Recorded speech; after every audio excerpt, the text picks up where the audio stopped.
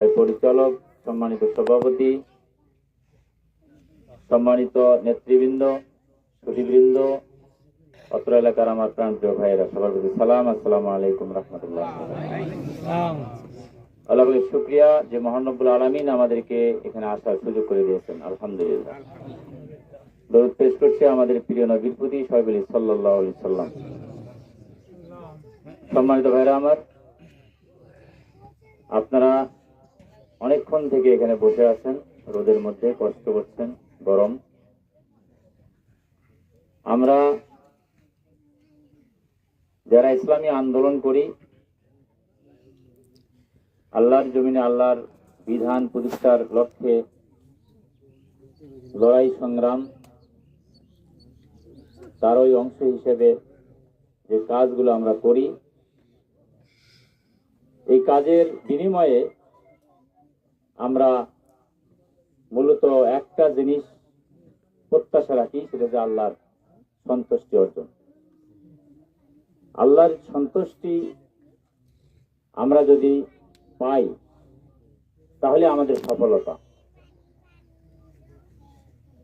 সম্মানিত ভাই সব, মূলত সেই লক্ষ্যে আমরা কাজগুলো করি। আমাদের সকল কর্মকাণ্ড আল্লাহ পাকের সন্তুষ্টি অর্জনের মধ্য দিয়ে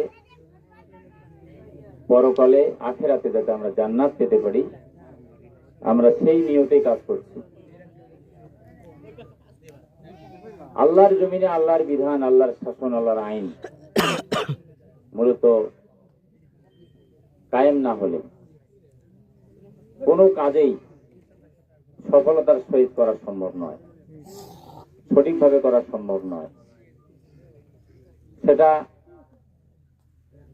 যে কোনো কাজ, উন্নয়নমূলক কাজে বলেন আর সামাজিক কাজে বলেন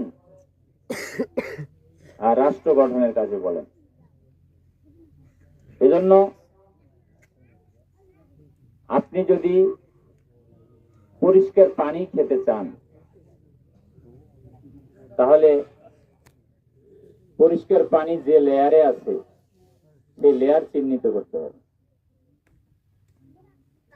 সেই পানিটা যদি আপনি নিচ থেকে তুলে খেতে চান, আয়রন মুক্ত পানি, তাহলে সেই লেয়ারে যাইতে হবে। অনেক সময় 30 ফুটিও আয়রন মুক্ত পানি পাওয়া যায়, আবার 210 ফুটিও পাওয়া যায় না।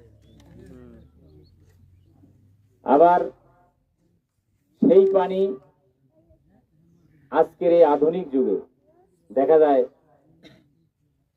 ট্যাঙ্কিজাত করা হয়।